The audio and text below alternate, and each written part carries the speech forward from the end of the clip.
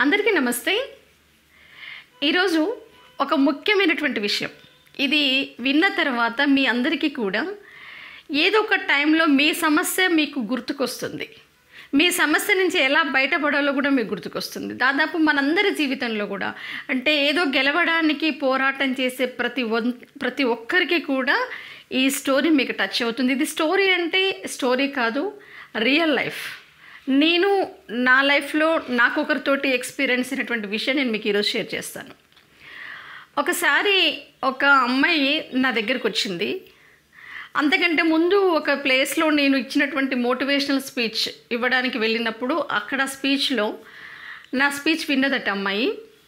విన్న తర్వాత నన్ను పర్సనల్గా కలవాలి అని చెప్పేసి నా దగ్గరికి కాలేజ్ దగ్గరకు వచ్చి కలిసింది అన్నట్టు. సో అమ్మాయి ఏంది అంటే రాగానే, మేడం మిమ్మల్ని మీతోటి మాట్లాడాలి, కాసేపు కొంచెం నాకు టైం ఇస్తారా అని అడిగింది. ఓకే అని చెప్పాను. టైము కూర్చొని మాట్లాడుతున్నాను డిపార్ట్మెంట్లో.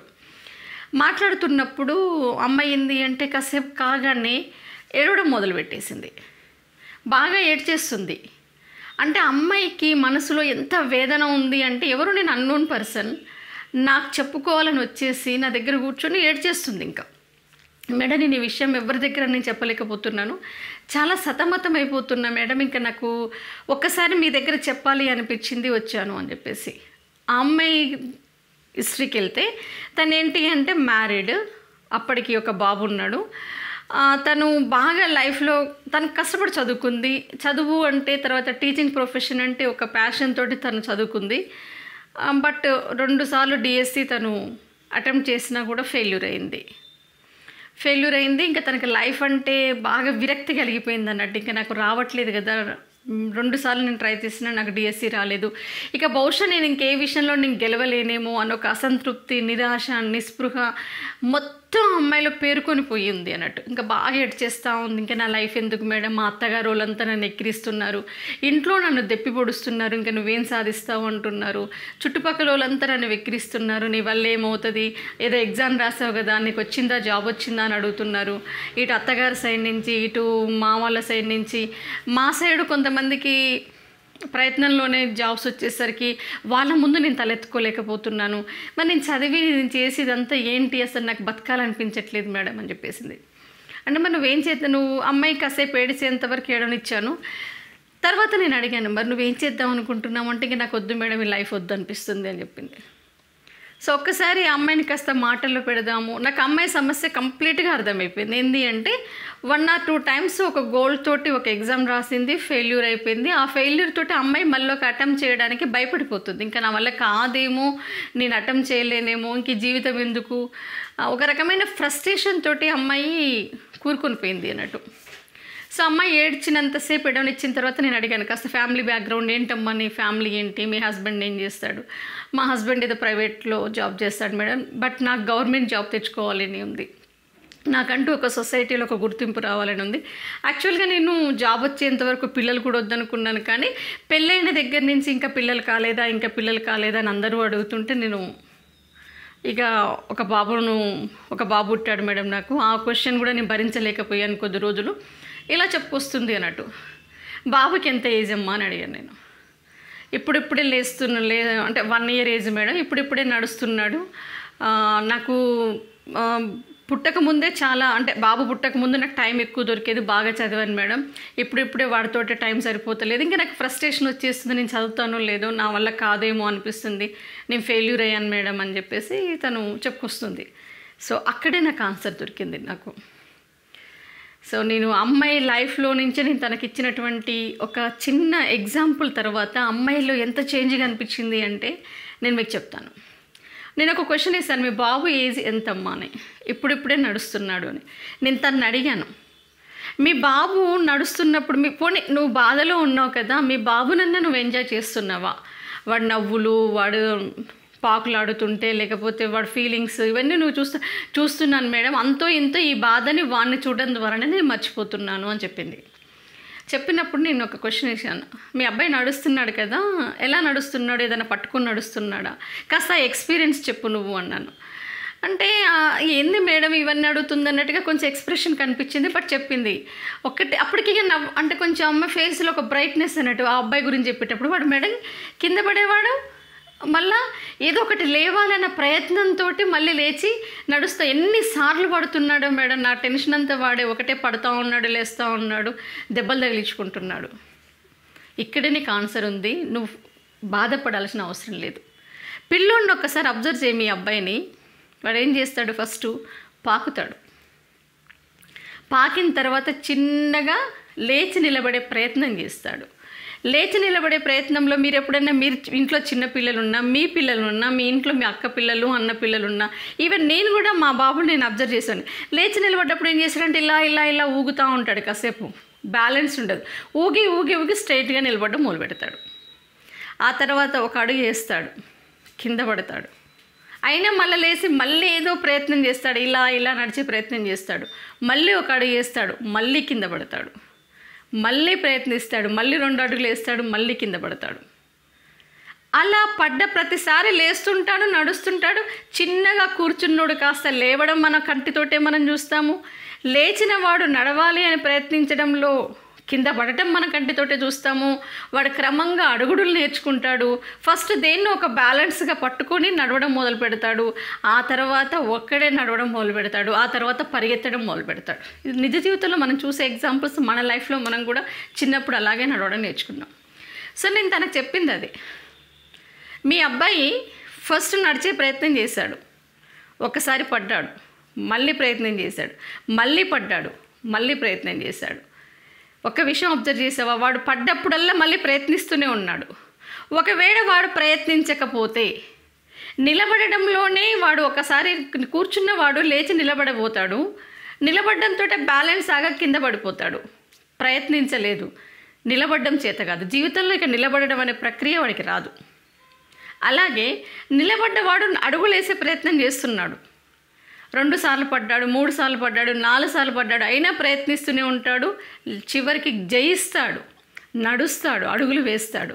ఒకవేళ అడుగు వేసే ప్రయత్నంలో పడగానే వెనకడుగు వేసేసి ఇంకా మళ్ళీ భయపడిపోయి మళ్ళీ ఇంకొక అడుగు వేయడానికి, లేచి నిలబడడానికి ప్రయత్నించకపోతే వాడికి జీవితంలో నడకనే రాదు. నడిచాడు, గబగబా పరిగెత్తడం నేర్చుకున్నాడు. చాలాసార్లు చిన్నపిల్లలు పరిగెత్తడంలో పడుతూనే ఉంటారు, అయినా పరిగెత్తుతుంటారు. పరిగెత్తినప్పుడు కింద పడి భయపడిపోయి అడుగు వెనక్కేస్తే వాడికి జీవితంలో పరిగెత్తడం రాదు. మన జీవితం కూడా అంతే, మన ఫెయిల్యూర్స్ కూడా అంతే. ఒకసారి ప్రయత్నిస్తాం, పడిపోతాం, మళ్ళీ ప్రయత్నించాలి. మళ్ళీ ప్రయత్నించకపోతే జీవితంలో సక్సెస్ ఎక్కడిది? గెలుపు ఎక్కడిది? ప్రయత్నం వెంట ప్రయత్నం, ప్రయత్నం వెంట ప్రయత్నం చేస్తూనే ఉండాలి. ఒక్కసారి ఫెయిల్యూర్ అయినంత మాత్రాన జీవితం అయిపోయింది, ఇంకా నాకు లైఫ్లో ఏమీ లేదు, నా వల్ల ఏమీ కాదు అనుకుంటే ఎట్లా? మీ బాబుని చూసి నేర్చుకోనగానే ఆ అమ్మాయి కళ్ళు బ్రైట్గా అయిపోయాయి. నిజంగా మేడం, అసలుకి నాకు ఈ చిన్న విషయం, చిన్న లాజిక్ కూడా నాకు అర్థం కాలే. ఇప్పుడు నా చుట్టూ ఉన్న వాళ్ళు ఎంతమంది ఏమన్నానని నా ప్రయత్నం నేను చేస్తాను మేడం అని చెప్పింది. బహుశా 2000 ఏ ఇయరో నాకు గుర్తుకు లేదు. ఆ డిఎస్సి నోటిఫికేషన్లో అమ్మాయి జాబ్ కొట్టింది. ఐ థింక్ ఇప్పటికీ ఒక 5-6 ఇయర్స్ కావచ్చు తను జాబ్ కొట్టి కూడా. నాకు కరెక్ట్గా ఏ డిఎస్సి అనేది అయితే నాకు గుర్తుకు లేదు. ఆ అమ్మాయి డిఎస్సికి అప్లై చేయడానికంటే ముందు కూడా నాకు ఫోన్ చేసి నా దగ్గర ఫోన్ నెంబర్ తీసుకుని ఉండే, ఫోన్ చేసి మేడం నేను ఈరోజు లాస్ట్ డేట్ డిఎస్సికి అప్లై చేస్తున్నాను, ఒకసారి మీకు చెప్పి అప్లై చేద్దామని చేస్తున్నానని చెప్పింది. ఆ తర్వాత నాకు కాల్ చేసి మేడం జాబ్ రాగానే మీకు ఫోన్ చేద్దాం అనుకున్నాను కానీ కొంచెం నేను లేట్ అయింది మేడం, నేను జాబ్లో జాయిన్ అయ్యాను అని చెప్పింది. చూడండి, పడ్డాము, ప్రయత్నించాము, ఓడిపోయాం. వాళ్ళన్నారు, వీళ్ళన్నారు, ఇంట్లో వాళ్ళు దెప్పి పొడిచారు, బయట వాళ్ళు దెప్పి పొడిచారు అని చెప్పేసి మన ప్రయత్నాన్ని విరమిస్తే లైఫ్లో ఫెయిల్యూరే. ప్రయత్నిస్తే ఖచ్చితంగా ఒకరోజు సక్సెస్ మనకు వస్తుంది, గుర్తుపెట్టుకోండి. నాకు చాలామంది కాల్స్ చేస్తుంటారు, మేడం ఎస్ఐ ఎగ్జామ్ రాశాను, 2 మార్క్స్ తోటి పోయింది మేడం, 2 times ఒక్కసారి ఇలా పోయింది. పోతుంది, బాధపడకండి. ప్రతి ఒక్కరికి చేయి చాచగానే సక్సెస్ వచ్చి మన చేతిలో పడదు. ఒక్కొక్క మందికి ఒక్కొక్కటి కంటే ఎక్కువసార్లు ప్రయత్నించాల్సి వస్తుంది, 2 సార్లు ప్రయత్నించాల్సి వస్తుంది, 3 సార్లు ప్రయత్నించాల్సి వస్తుంది. ఎక్కడ కూడా మీ మనోనిబ్బరాన్ని, మీ నిగ్రహాన్ని, మీ మానసిక ధైర్యాన్ని మీరు కోల్పోవద్దు. ఈరోజు ఎక్కిరించే వాళ్ళు రేపు సెల్యూట్ కొడతారు మీకు. అయినా వాళ్ళెవరు? అన్ని విషయాలు మీరు పట్టించుకుంటే అడుగు ముందుకు మీరు వేయలేరు. కాబట్టి మీరు గ్రూప్ 2లో ఒకసారి అటెంప్ట్ మిస్ అయిపోయి ఉండొచ్చు, 2 సార్లు మిస్ అయ్యి ఉండొచ్చు, ఎస్ఐ ఎగ్జామ్ మిస్ అయ్యి ఉండొచ్చు, కానిస్టేబుల్ ఎగ్జామ్ మిస్ అయ్యి ఉండొచ్చు, లేకపోతే డిఎస్సి మిస్ అయ్యి ఉండొచ్చు, సివిల్స్ మిస్ అయ్యి ఉండొచ్చు. మిస్ అయ్యి కానివ్వండి, కానీ ప్రతిసారి కింద పడ్డ పిల్లవాడు ఎలా అయితే మళ్ళీ లేచి ప్రయత్నం మొదలుపెట్టాడో మీ ప్రయత్నం అలాగే ఉండాలి. ఖచ్చితంగా మీరు సక్సెస్ అవుతారు. ఇది గుర్తుపెట్టుకోండి. తర్వాత మనం చేయాల్సింది ఏంటి అంటే, మనం ఎందుకు ఫెయిల్యూర్ అనే విషయాన్ని మనం గ్రహించాలి, దాని నుంచి మనం నేర్చుకోవాలి. సమస్యను మూలం నుంచి మనం నేర్చుకోవాలి.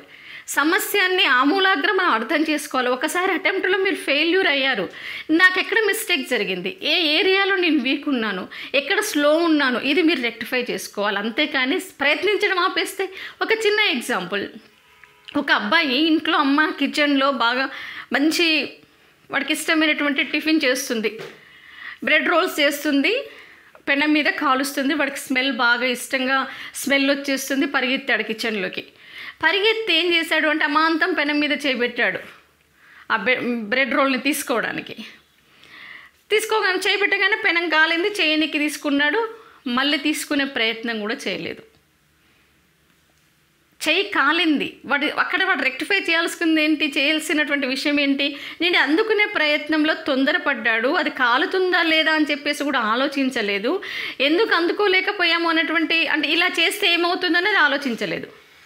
అలా కాకుండా సెకండ్ టైం కూడా మళ్ళీ స్మెల్ వస్తున్నప్పుడు ఇక్కడ 2 వ్యక్తిత్వాలు ఎదురవుతాయి. బలహీన వ్యక్తిత్వం ఏమో అమ్మో నేను వెళ్తే మళ్ళీ చేయగలుగుతుందేమో అని విరమించుకుంటాడు. రెండో వాడు బలమైనటువంటి వ్యక్తిత్వం గలవాడు ఏం చేస్తాడు అంటే, ఫస్ట్ టైం లాస్ట్ టైం చేయి కాలింది కదా, ఈసారి నేను చేయి కాలకుండా ఎలా తీసుకోవాలి బ్రెడ్ని పెనం మీద నుంచి ఆలోచిస్తాడు.